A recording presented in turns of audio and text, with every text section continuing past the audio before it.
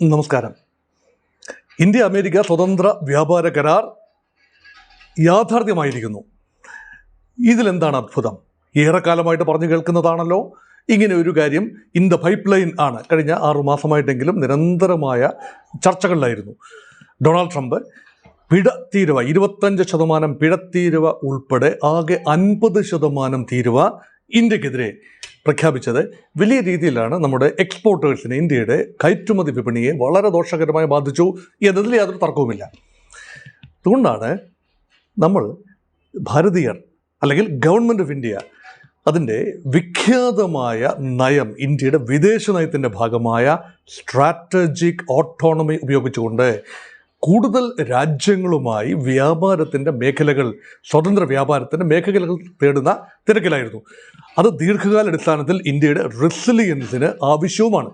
അതിൻ്റെ ഭാഗമായിട്ടാണ് ഏറെക്കാലമായി 2007 മുതൽ തന്നെ തുടർന്നിരുന്ന യൂറോപ്പുമായുള്ള EU മേഖലയുമായുള്ള വാണിജ്യ കരാർ ഇതാ ഒരു ധാരണയിലെത്തി നിൽക്കുന്നു. കേവലം 7-8 ദിവസത്തിന് മുൻപിൽ അതേക്കുറിച്ചൊരു ധാരണയായിരിക്കുന്നു. 2027 ജനുവരിയിൽ പൂർണ്ണമായി അത് നിലവിൽ വരും എന്ന രീതിയിലാണ് മുന്നോട്ട് പോകുന്നത്. പക്ഷേ അമേരിക്കയുമായി ഏറെക്കാലമായി നെഗോഷിയേറ്റ് ചെയ്തിരുന്ന വ്യാപാര കരാർ എന്നാണ് യാഥാർത്ഥ്യമാകുന്നത് എന്നതിനെക്കുറിച്ച് ആർക്കും ഒരു നിശ്ചയമില്ലായിരുന്നു. അതേക്കുറിച്ച് കാര്യമായ പ്രസ്താവനകൾ ഒന്നും തന്നെ ഇന്ത്യയുടെ വാണിജ്യ മന്ത്രാലയത്തിൻ്റെ ഭാഗത്തു നിന്നോ വിദേശകാര്യ മന്ത്രാലയത്തിൻ്റെ ഭാഗത്തു നിന്നോ ഉണ്ടായതുമില്ല. പക്ഷേ ഇപ്പോഴിതാ നാടകീയമായി ഇത് വന്നിരിക്കുന്നു. ഇനി ഇതിനെക്കുറിച്ച് വളരെ ക്രിട്ടിക്കലായ ഒരു ഇവാലുവേഷനാണ് ഈ വീഡിയോയിൽ ഉദ്ദേശിക്കുന്നത്. കാരണം ഇതെല്ലാം ഇവിടെ ഭദ്രം എന്ന നിലയിൽ ഓഹരി വിപണി കുതിച്ചുയരുകയാണ്. വലിയ രീതിയിലുള്ള ആവേശമാണ് വിപണികളിൽ പ്രകടമാകുന്നത്. ഓവറോൾ ഒരു യൂഫോറിക് ഫീലാണ്. അതിനിടയിൽ നിന്നുകൊണ്ടും ഇന്ത്യയെ സംബന്ധിച്ചിടത്തോളം എന്താണ്, what is in store for India, ഇത് കുറച്ച് വിശകലനാത്മകമായി കൈകാര്യം ചെയ്യണം എന്ന ആഗ്രഹമാണ് ഈ വീഡിയോയുടെ പിന്നിൽ. ഒന്ന്, റഷ്യയുമായി നമ്മൾ ദീർഘകാലമായി ബന്ധം ഇപ്പോൾ ഒരു പ്രത്യേക ഘട്ടത്തിലെത്തി നിൽക്കുകയാണ്. അത് വ്യാപാരപരമായി എക്കാലത്തെയും ഹയസ്റ്റ് ലെവലിലെത്തി നിൽക്കുകയാണ്. നമുക്ക് ഏറെ ആവശ്യമുള്ള ഹൈഡ്രോ കാർബൺ, അതായത് ക്രൂഡ് ഓയിൽ, ഇപ്പോൾ റഷ്യയിൽ നിന്നാണ് സിംഗിൾ ലാർജസ്റ്റ് കണ്ടിൻജൻറ്റ് വരുന്നത്. അത് പൂർണ്ണമായി ഒഴിവാക്കണം എന്നാണ് ട്രംപ് ആവശ്യപ്പെടുന്നത്. അങ്ങനെ ഇന്ത്യ സമ്മതിച്ചു എന്നാണ് ട്രംപ് പ്രഖ്യാപിച്ചിരിക്കുന്നത്. നോക്കൂ, ഇപ്പോൾ ധാരണയായി എന്ന് പറഞ്ഞിരിക്കുന്നത് ഇന്ത്യ അല്ല, അമേരിക്കയാണ്. അത് ഇന്ത്യ സ്ഥിരീകരിക്കുക മാത്രമാണ് ചെയ്തത്. അത് മാത്രമല്ല, ഫോൺ കോൾ പോയിരിക്കുന്നത് ഇന്ത്യയിൽ നിന്നും അമേരിക്കയിലേക്കാണ് എന്നാണ് ഇപ്പോൾ മനസ്സിലാകുന്നത്. അത് പരസ്പരം സംസാരിച്ചു എന്ന് മാത്രമാണ് വാർത്തകളിൽ വരുന്നു എങ്കിലും കഴിഞ്ഞ 2 ആഴ്ചയായി ഏറ്റവും ഒരു സങ്കീർണമായ വിഷയമായി വന്നിരിക്കുന്ന ആരാധ്യം വിളിക്കും, ഇന്ത്യ റെഡിയായി കഴിഞ്ഞു, അതുകൊണ്ട് ഇന്ത്യൻ പ്രധാനമന്ത്രി എന്തുകൊണ്ട് തന്നെ വിളിച്ചില്ല എന്ന് ഡൊണാൾഡ് ട്രംപ് ഈഗോയിസ്റ്റിക്കായി നടത്തിയ ചില പരാമർശങ്ങൾ, അതേക്കുറിച്ച് നമ്മൾ സംസാരിച്ചതുമാണ്. അപ്പോൾ എങ്ങനെയെങ്കിൽ ഇന്നലെ ഇന്ത്യൻ സമയം രാത്രി ഫോൺ എടുത്ത് ഡൊണാൾഡ് ട്രംപിനെ വിളിക്കുകയാണ് ശ്രീ നരേന്ദ്രമോദി എന്ന് വേണം അനുമാനിക്കാൻ. ഈ വിളി പ്രതീക്ഷിച്ചിരുന്ന ഡൊണാൾഡ് ട്രംപ് പെട്ടെന്ന് തന്നെ അരമണിക്കൂർ ചർച്ച, അതിനുശേഷം പെട്ടെന്ന് അനുകൂലമായ ഒരു പ്രഖ്യാപനവും നടത്തി. ഇതാ ഡീൽ യാഥാർത്ഥ്യമാകുന്നു. വളരെ പെട്ടെന്നാണ്, ട്രംപിൻ്റെ കാര്യങ്ങളൊക്കെ വളരെ പെട്ടെന്നാണ്. അത് കഴിഞ്ഞതിന് ശേഷം ട്രംപിൻ്റെ പ്രസ്താവനയെ ഇന്ത്യ ന്യായീകരിക്കുന്നു അല്ലെങ്കിൽ സ്ഥിരീകരിക്കുന്നു എന്നും മാത്രം. അവിടെ പറഞ്ഞു വെച്ച കാര്യങ്ങളാണല്ലോ നമ്മളിപ്പോൾ സംസാരിക്കുന്നത്. അതിൽ ഒന്നാമത്തെ കാര്യമാണ് റഷ്യൻ എണ്ണ വാങ്ങുന്നത് ഇന്ത്യ പൂർണ്ണമായി നിർത്തും. നമുക്കറിയാമല്ലോ, ഒരു കരാർ ഒപ്പിട്ടു എന്നതുകൊണ്ട് മാത്രം, ഒരു രാജ്യവുമായി ഒരു കരാർ ഒപ്പിട്ടത് കൊണ്ട് മാത്രം നമ്മൾ മറ്റൊരു രാജ്യവുമായി പൂർണ്ണമായി ബന്ധം അല്ലെങ്കിൽ വ്യാപാര ബന്ധം, എണ്ണ വ്യാപാര ബന്ധം അവസാനിപ്പിക്കണമെന്ന് പറയുന്നത് കൊയേർഷനാണ്, സമ്മർദ്ദമാണ്.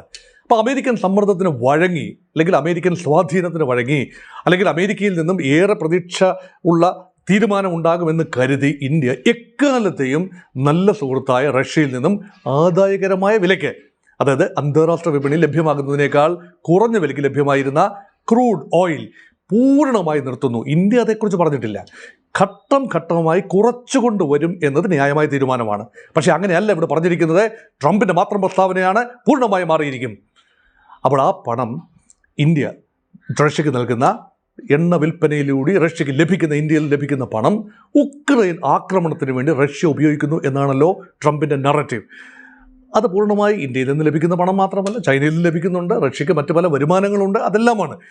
അപ്പോൾ അവിടെ ട്രംപ് പറഞ്ഞതിനെ ഇന്ത്യ എൻഡോഴ്സ് ചെയ്യുന്നു എന്നതിനകത്ത് ഉക്രൈൻ യുദ്ധം നിർത്തുന്നതിന് ഡൊണാൾഡ് ട്രംപിൻ്റെ പ്രവർത്തനങ്ങൾക്ക് എല്ലാ പിന്തുണയും എന്ന് ഇന്ത്യ പറയുന്നിടത്താണ് സ്വല്പം മുനവെച്ച വർത്താനം കേൾക്കുന്നത്. കാരണം അത് ഏതാണ്ട് അംഗീകരിക്കുന്നതിന് തുല്യമാണ്. അപ്പം തങ്ങൾ തന്നെ ചെയ്ത് ഇന്ത്യ തന്നെ റഷ്യയുമായി കച്ചവടം നടത്തിയത് തെറ്റിപ്പോയി എന്ന് പറയുന്നില്ല. പക്ഷേ ഡൊണാൾഡ് ട്രംപിൻ്റെ സമാധാന ശ്രമങ്ങളിൽ നിർണായക ഭാഗമായിരുന്നു റഷ്യയ്ക്ക് ഇക്കണോമിക് വരവ്, സാമ്പത്തികമായി ധനകാര്യമായ വരവ് നിർത്തുക.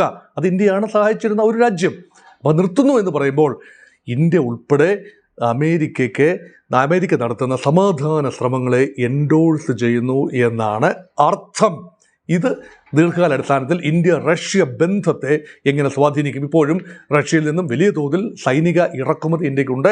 മറ്റ് പല കാര്യങ്ങളിലുള്ള സാങ്കേതികവിദ്യ, ബഹിരാകാശ സാങ്കേതികവിദ്യ സഹകരണം റഷ്യയുമായിട്ടുണ്ട്. മിസൈൽ സാങ്കേതികവിദ്യയുമായി ബന്ധപ്പെട്ട സഹകരണമുണ്ട്, എല്ലാമുണ്ട്. ഇതെല്ലാം വളരെ പ്രഷ്യസാണ്. നിർണായക ഘട്ടങ്ങളിൽ ഇന്ത്യയെ സഹായിച്ചത്, സൈനികമായി പോലും സഹായിച്ചത് റഷ്യ ആണ് എന്നത് മറക്കാനാവില്ലല്ലോ. അതുകൊണ്ട് ഇപ്പോൾ ലഭിക്കുന്ന ഒരു മേൽക്കൈ, അല്ലെ അമേരിക്ക വ്യാപാരത്തിൽ ലഭിക്കുന്ന ഒരു പ്രത്യേക അഡ്വാൻറ്റേജ്, അത് മാത്രം കണ്ടുകൊണ്ട് റഷ്യയെ പൂർണ്ണമായി തള്ളിപ്പറയുന്ന ഒരു നിലപാടിലേക്ക് ഭാരതം എത്തുമോ? എത്തില്ല എന്ന് തന്നെയാണ് പ്രതീക്ഷ. ഇവിടെയാണ് ബാലൻസിങ്, അമേരിക്കയുടെ സമ്മർദ്ദവും റഷ്യയുമായുള്ള ചരിത്രപരമായ ബന്ധവും ബാലൻസ് ചെയ്തു പോകുന്നിടത്താണ് ഇന്ത്യൻ വിദേശ നയത്തിൻ്റെ വിജയം. രണ്ടാമത്തെ കാര്യം, ട്രംപ് പറഞ്ഞതിൽ നിന്നും മാത്രമാണ്. ഇവിടെ വരുന്ന സ്ഥിരീകരണം മുഴുവൻ തന്നെ ഡൊണാൾഡ് ട്രംപിൻ്റെ ഭാഗത്തു നിന്നും വന്ന കാര്യങ്ങളാണ്. അതെല്ലാം ഇന്ത്യ യെസ് എന്ന് പറഞ്ഞതല്ലാതെ കൂടുതലായ പ്രസ്താവനയൊന്നും വന്നിട്ടില്ല. പറഞ്ഞ കാര്യം ഇതാണ്: അമേരിക്കൻ കയറ്റുമതി ഇന്ത്യയിലേക്ക് വൻതോതിൽ കൂടുകയാണ്. അതായത് ഇന്ത്യ അമേരിക്കൻ ഉൽപ്പന്നങ്ങൾ വൻതോതിൽ ഇറക്കുമതി ചെയ്യും. $500 billion worth of energy resources. അത് ക്രൂഡ് ഓയിൽ എന്ന് വായിക്കാം, കൽക്കരി എന്ന് വായിക്കാം, മറ്റ് പല കാര്യങ്ങളും ഉണ്ടാകും. $500 billion അമേരിക്കൻ ഇറക്കുമതിയാണ് ഇന്ത്യയിലേക്ക് വരുന്നത്. ഒന്ന് ആലോചിച്ച് നോക്കൂ. കേവലം $46-48 ബില്യൺ ഇറക്കുമതി മാത്രമാണ് ഇപ്പോൾ നിലവിൽ അമേരിക്കയിൽ നിന്ന് ഇന്ത്യയിലേക്കുള്ളത്. ഇന്ത്യയുടെ കയറ്റുമതി ഏതാണ്ട് ഏറ്റവും അവസാന കണക്കനുസരിച്ച് $86-87 ബില്യൺ. അങ്ങനെ ആകെ $131 ബില്യൺ ഉഭയകക്ഷി വ്യാപാരമാണ് ഇന്ത്യക്ക് ട്രേഡ് ആണ് ഉള്ളത്. പിന്നെ മാത്രമല്ല സർവീസിൻ്റെ വ്യാപാരം മറ്റൊരു $100 ബില്യൺ. അങ്ങനെ ആകെയുള്ള വ്യാപാരം ഏതാണ്ട് $212 ബില്യൺ മാത്രമാണ്. പക്ഷേ ഇവിടെയാണ് പറയുന്നത് അമേരിക്ക ടെക്നോളജി ഉൾപ്പെടെയുള്ള കാര്യങ്ങൾ $500 ബില്യൺ, ഇത് ഹ്യൂജ് എമൗണ്ടാണ്. ഇപ്പം നേരത്തെ ഇന്ത്യൻ പ്രധാനമന്ത്രി അമേരിക്ക സന്ദർശിച്ച വേളയിലും ട്രംപുമായി സംസാരിച്ച് എത്തിച്ചേർന്ന അനൗപചാരിക ധാരണ വാക്കാൽ പറഞ്ഞത് ഇന്ത്യ അമേരിക്ക വ്യാപാരം $500 ബില്യൺ എത്തിച്ചു നിർത്തും. അത് 2030 കൂടി. ഇത് 2026 ആദ്യം തന്നെയാണ്. അപ്പോൾ തന്നെ പറയുന്നു ഈ വർഷം തന്നെ ഉടനടി തന്നെ $500 ബില്യൺ അമേരിക്കൻ ഇറക്കുമതി എന്ന് പറഞ്ഞാൽ ഇന്ത്യക്ക് വേറെ ഒരിടത്തു നിന്നും ഇറക്കുമതി ചെയ്യാനാവില്ല എന്നർത്ഥം. ഇന്ത്യ പൂർണ്ണമായി അമേരിക്കയിലെ എണ്ണയെ ആശ്രയിക്കേണ്ടി വരുന്നു. ഇനി അമേരിക്കയുടെ എണ്ണ എന്ന് പറഞ്ഞാൽ അമേരിക്കയുടെ എണ്ണ എന്നർത്ഥമുണ്ടോ?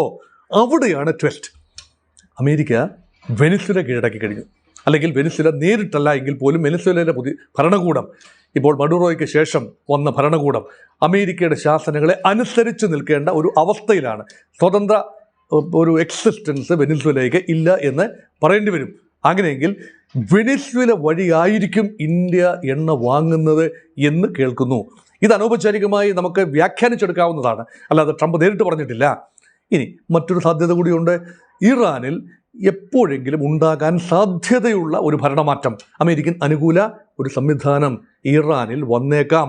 അയത്തുള്ള അലി ഖമേനിക്കും മസൂദ് പസഷ്കിയാനും പകരം പുതിയ നേതൃത്വം, അമേരിക്ക അനുകൂലമായ ഒരു നേതൃത്വം ഇറാനിൽ വന്നാൽ ഇറാനിൽ നിന്ന് ഇന്ത്യയിലേക്ക് ലോജിസ്റ്റിക്സ് വളരെ എളുപ്പമാണ്. പെട്ടെന്ന് എണ്ണ ഇറക്കുമതി ചെയ്യാം.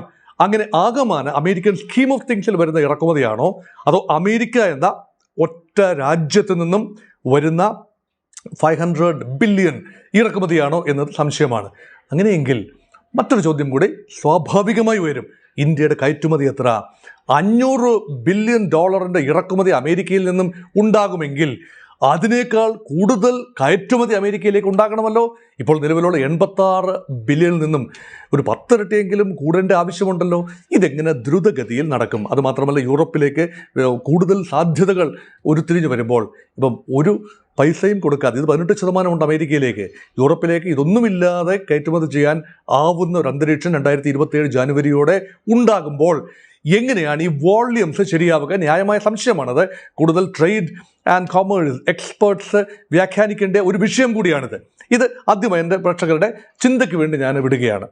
ഇതെങ്ങനെ സാധ്യമാകും? അതുകൊണ്ട് ട്രേഡ് സർപ്ലസ്, നിലവിൽ ഇന്ത്യക്കുള്ള ട്രേഡ് സർപ്ലസ് ഏതാണ്ട് 46-48 ബില്യൺ ഡോളറിൻ്റെ വാർഷിക മിച്ചം നമുക്കുണ്ടായിരുന്നു കച്ചവടത്തിൽ, അമേരിക്കയുമുള്ള കച്ചവടത്തിൽ. അതാണ് ഏറ്റവും വലിയ, അമേരിക്കയാണ് ഇന്ത്യയുടെ ഏറ്റവും വലിയ കച്ചവട പങ്കാളി. ഇന്ത്യയുടെ ആകെ വിദേശ കയറ്റുമതിയുടെ 18% അമേരിക്കയിലേക്ക് മാത്രമാണ്.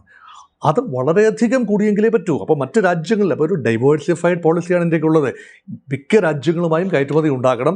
ഏതെങ്കിലും ഒരു രാജ്യം കണ്ണുരുട്ടി കാട്ടിയാൽ കയറ്റുമതി വിപണി പൂർണ്ണമായും നഷ്ടപ്പെടുന്ന അന്തരീക്ഷം ഉണ്ടാകരുത്.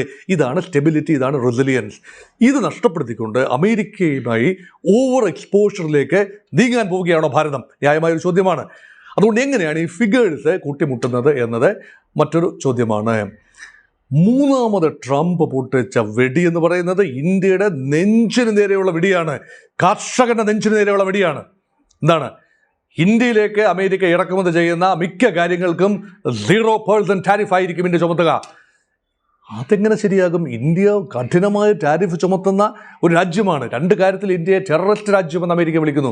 ഒന്ന് ടാക്സ് ടെററിസം, അത് നമ്മുടെ ഇന്ത്യയിലെ ആളുകളും വിളിക്കുമായിരുന്നു. ഇപ്പോൾ നികുതി നിരക്കുകളിൽ വലിയ ക്രമീകരണം വരുത്തിയതുകൊണ്ട് നികുതി ഭീകരത, അത് വ്യക്തിഗത ഇൻകം ടാക്സ് 12 ലക്ഷം വരെ ഇൻകം ടാക്സ് വിമുക്തമാക്കി. അപ്പോൾ നികുതി ഭീകരത എന്നത് ഒഴിവായി GSTയുടെ റേറ്റുകൾ വലിയ രീതിയിൽ കുറച്ചുകൊണ്ടുവന്നു. വലിയ സഹായകരമാണ് സാധാരണക്കാർക്ക്, മധ്യവർഗത്തിന്, പ്രത്യേകിച്ച് ഉപഭോക്തൃ വിഭാഗത്തിന് നല്ലതാണ്. അപ്പോൾ ആ ഒരു ടെററിസം, ടാക്സ് ടെററിസം, നികുതി ഭീകരത എന്നത് ഒഴിവായി എന്ന് വേണമെങ്കിൽ പറയാം, ഭാഗികമായിട്ടെങ്കിലും. പക്ഷേ ടാരിഫ് ടെറർ, ഇതാണ് ഇന്ത്യയെക്കുറിച്ച് പറഞ്ഞിരുന്നത്.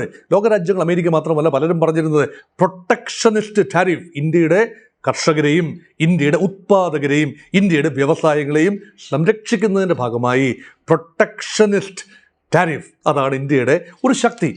ഈ പ്രൊട്ടക്ഷനിസ്റ്റ് ടാരിഫ് പൂർണ്ണമായി വേണ്ട എന്ന് വെച്ചുകൊണ്ട് അമേരിക്കയിൽ നിന്നും ഈ മേൽപ്പറഞ്ഞ ഊർജ്ജ ഉപാധികൾ ഉൾപ്പെടെയുള്ള കാര്യങ്ങൾ, ടെക്നോളജിയും എല്ലാം ഫ്രീ ആയി ഇറക്കുമതി ചെയ്താൽ നമ്മുടെ കർഷകൻ്റെ കാര്യം എങ്ങനെ? ജനിതക വ്യതിയാനം വരുത്തിയ വിത്തിനങ്ങൾ, ഡയറി പ്രോഡക്ട്സ്, മീറ്റ് പ്രോഡക്ട്സ് ഒരക്ഷരം പറഞ്ഞിട്ടില്ല. അതേക്കുറിച്ചൊന്നും വിശകലനങ്ങൾ വരാതിരിക്കുന്നതേ ഉള്ളൂ. അതുകൊണ്ട് ഇങ്ങനെയുള്ള കാര്യങ്ങൾ കർഷകരെ സംബന്ധിച്ചിടത്തോളം വലിയ പ്രാധാന്യമുള്ള കാര്യമാണ്. ഈ അമേരിക്കയിൽ നിന്നും പ്രോസസ്ഡ് ഫുഡ് വരുന്നത് വലിയ ത്രെട്ടല്ല. ഇപ്പോൾ യൂറോപ്പിൽ നിന്നും വരുമെന്ന് പറയുന്ന കരാറിൽ വരുന്നത് പ്രോസസ്ഡ് ഫുഡാണ്. അവിടെ പ്രോസസ്സ് ചെയ്ത, യൂറോപ്പിൽ പ്രോസസ്സ് ചെയ്ത, അപ്പോൾ അമേരിക്കയിൽ പ്രോസസ്സ് ചെയ്യുന്ന, മൂല്യവർദ്ധന വരുത്തിയ പാക്കേജ് ഫുഡ് ഇന്ത്യയിൽ വരുമ്പോൾ വലിയ ദോഷം വരാനില്ല. പക്ഷേ നേരിട്ട് വിത്തുകളാണ് വരുന്നതെങ്കിലോ, നേരിട്ട് മറ്റ് കാർഷിക സാമഗ്രികളാണ് വരുന്നതെങ്കിലോ ഇന്ത്യൻ കർഷകർക്ക് വലിയ ഭീഷണിയാണ്. ഇപ്പോഴും കർഷക രാജ്യമായിട്ട് തന്നെയാണ് ഇന്ത്യ അറിയപ്പെടുന്നത്. ഇന്ത്യയുടെ സമ്പദ് വ്യവസ്ഥയുടെ ഏറ്റവും അധികം ആളുകൾ പ്രവർത്തിക്കുന്ന മേഖല കൃഷി മേഖല തന്നെയാണ്. ഇതിനെക്കുറിച്ച് ഒരു ധാരണ ഉണ്ടായിട്ടില്ല. ഇന്ത്യൻ എക്സ്പോർട്ട്സ് 18% ടാരിഫ് ഇൻവൈറ്റ് ചെയ്യുകയും അതേസമയം ഇന്ത്യയിലേക്കുള്ള ഇറക്കുമതി, ഇനി ഹാർലി ഡേവിഡ്സൺ ബൈക്ക് 0% ടാരിഫിന് ഇറക്കുമതി ചെയ്യുകയാണെങ്കിൽ ഇവിടെ മോട്ടോർ സൈക്കിളൊന്നും ഉൽപ്പാദിപ്പിക്കണ്ടേ? ഇവിടെ കാറുകളൊന്നും ഉൽപ്പാദിപ്പിക്കണ്ടേ? അമേരിക്കൻ കാർ, യൂറോപ്പിൽ നിന്നും വരുന്നത് കാർ വിപണിയാണ് വലിയ സജീവമായി വരുന്നതെന്ന് പറയുന്നത്. അത് പ്രത്യേകിച്ച് ലക്ഷറി കാറുകൾ, സാധാരണ കാറുകളല്ല. അമേരിക്കയിൽ നിന്നും ഇനി ഉപയോഗം കഴിഞ്ഞ കാറുകൾ, സെക്കൻഡ് ഹാൻഡ് കാറുകൾ ഉൾപ്പെടെ വൻതോതിൽ നികുതിയില്ലാതെ വന്നു വീഴുമോ? അപ്പോൾ പ്രൊട്ടക്ഷനിസ്റ്റ് ടാരിഫ് ഒഴിവാക്കിക്കൊണ്ട് ഒരു സമഗ്രമായ സ്വതന്ത്ര വ്യാപാര കരാറിലേക്ക് നീങ്ങാൻ ഇന്ത്യക്കാവില്ല. ഇതേക്കുറിച്ച് ഇന്ത്യ കമാന്നൊരക്ഷരം ഇതുവരെ മിണ്ടി കണ്ടില്ല. കൂടുതൽ വിശകലനങ്ങൾ ഉണ്ടാകുമ്പോൾ അത് സംഭവിച്ചേക്കാം. ചുരുക്കത്തിൽ ഇന്ത്യ അമേരിക്ക ട്രേഡ് ഡീൽ ഇപ്പോൾ സാധ്യമാകുന്നു എന്നതിൻ്റെ പിന്നിലെ കാറ്റലിസ്റ്റ് എന്താണ്? ഇപ്പോൾ, വൈ നൗ? ഒറ്റ ഉത്തരമേ ഉള്ളൂ. ഇന്ത്യക്ക് മറ്റ് രാജ്യങ്ങളുമായി, പ്രത്യേകിച്ച് യൂറോപ്യൻ യൂണിയനുമായി ഉള്ള ബന്ധം, അല്ല എങ്കിൽ ഇന്ത്യ വിശാലമായ ഒരു ഭൂമികയിലേക്ക് ട്രേഡ് കൊണ്ടുപോകുന്നു എന്ന ഒരു ഏർലി സൂചന അമേരിക്കയ്ക്ക് ലഭിച്ചു.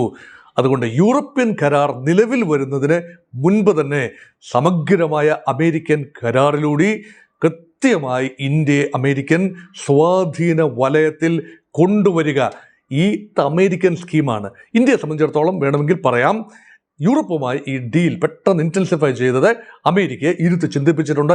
അതുകൊണ്ട് ഇപ്പോൾ അമേരിക്ക വഴിക്ക് വന്നു എന്ന് പറഞ്ഞുകൊണ്ട് ഇന്ത്യക്കും ആശ്വസിക്കാം. പക്ഷേ ഒരു കാര്യം പറയാതിരിക്കാനാവില്ല, ഈ പ്രഖ്യാപനങ്ങളൊക്കെ, നമ്മളൊരു പരമാധികാര രാജ്യമല്ലേ, സമ്പദ് വ്യവസ്ഥയുമായി ബന്ധപ്പെട്ട്, കയറ്റുമതിയുമായി ബന്ധപ്പെട്ട്, അന്താരാഷ്ട്ര ഉടമ്പടികളുമായി ബന്ധപ്പെട്ട പ്രഖ്യാപനങ്ങൾ വരേണ്ടത് എവിടെ നിന്നാണ്? കോൺഗ്രസ് പാർട്ടി ഉയർത്തുന്നൊരു ആരോപണമുണ്ട്, വാഷിങ്ടണിൽ നിന്നാണ് അറിഞ്ഞത് കേട്ടോ.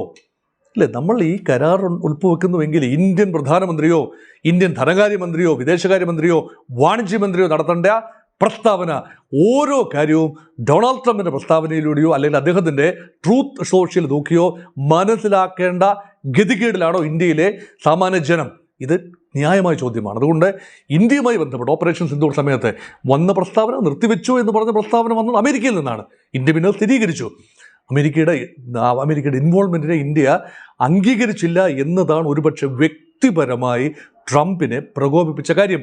അമേരിക്ക ഇടപെട്ടാണ് ഓപ്പറേഷൻ സിന്ദൂർ, ഇന്ത്യ പാകിസ്ഥാൻ യുദ്ധം നിർത്തിവെച്ചത് എന്ന കാര്യം ഒന്ന് സമ്മതിച്ചു കൊടുത്തിരുന്നുവെങ്കിൽ നേരത്തെ തന്നെ ഈ വ്യാപാര കരാർ സാധ്യമാകുമായിരുന്നു എന്ന് ചിന്തിക്കുന്നവരുണ്ട്. അത് വെറും ഒരു ഹൈപ്പോത്തറ്റിക്കൽ മാത്രമാണ്. പക്ഷേ ഈ ട്രംപിൻ്റെ ഈഗോയെ അഡ്രസ്സ് ചെയ്യുന്നതിന് മാത്രമായി ഇന്ത്യ എത്രയും താഴും എന്നതാണ് ചോദ്യം. ഇനി മറ്റൊരു ചോദ്യം കൂടെ ഉണ്ട് അവസാനിപ്പിക്കുന്നതിന് മുൻപ്. ആരുടെ താല്പര്യങ്ങളാണ് ആത്യന്തികമായി സംരക്ഷിക്കപ്പെടുക? ട്രംപിനെ മുന്നിൽ നിർത്തി യുണൈറ്റഡ് സ്റ്റേറ്റ്സ് ഓഫ് അമേരിക്കയുടെ ഡീപ് സ്റ്റേറ്റ് ഇൻട്രസ്റ്റ് അത് നടപ്പാക്കി എടുക്കാൻ വേണ്ടിയുള്ള നിഗൂഢമായ ശ്രമങ്ങളുടെ ഭാഗമായി വേണം ഈ കരാറുകളെല്ലാം കാണാൻ. കാരണം ട്രംപ് ഈ ബെല്ലും ബ്രേക്കുമില്ലാതെ നീങ്ങും. അപ്പോൾ ഇത് ട്രംപ് എന്ന കോമാളിയെ ഒരു പക്ഷേ ട്രംപ് പറഞ്ഞതല്ലേ എന്ന് പറഞ്ഞുകൊണ്ട് മാറ്റി നിർത്തും. അതിൻ്റെ മറവിൽ ദീർഘകാല അടിസ്ഥാനത്തിൽ ഇന്ത്യ ഉൾപ്പെടെയുള്ള വൻപൻ വിപണി, ലോകത്തെ 1/6 ജനത അധിവസിക്കുന്ന സ്ഥലമാണ്, ലോകത്തെ ഏറ്റവും വലിയ മിഡിൽ ക്ലാസ് മാർക്കറ്റാണ് ഇന്ത്യ. അതുപോലെയുള്ള മാർക്കറ്റിൽ കണ്ടുവയ്ക്കുന്ന ട്രംപിനെ മുൻനിർത്തി നടക്കുന്ന ചില പടപ്പുറപ്പാടുകൾ, അതിൽ ഭീഷണിപ്പെടുത്തി, ഭയപ്പെടുത്തി, ആശങ്കപ്പെടുത്തി ഇന്ത്യയെ സമ്മർദ്ദത്തിലാക്കി ഇതാ ഒരു കരാറിൽ എത്തിച്ചു നിർത്തുന്നതിൽ അമേരിക്കയുടെ ആത്യന്തിക ഇൻട്രസ്റ്റ് പേറുന്ന അമേരിക്കൻ ഡീപ് സ്റ്റേറ്റിന് സന്തോഷിക്കാം. ആ സന്തോഷം ഇന്ത്യയുടെ സ്ട്രാറ്റജിക് ഓട്ടോണമി എന്ന വിഖ്യാതമായ വിദേശ നയത്തിൻ്റെ കടക്കൽ കത്തിവെച്ചുകൊണ്ട് ആകരുത് എന്ന ഓർമ്മപ്പെടുത്തലോടുകൂടി അവസാനിപ്പിക്കട്ടെ.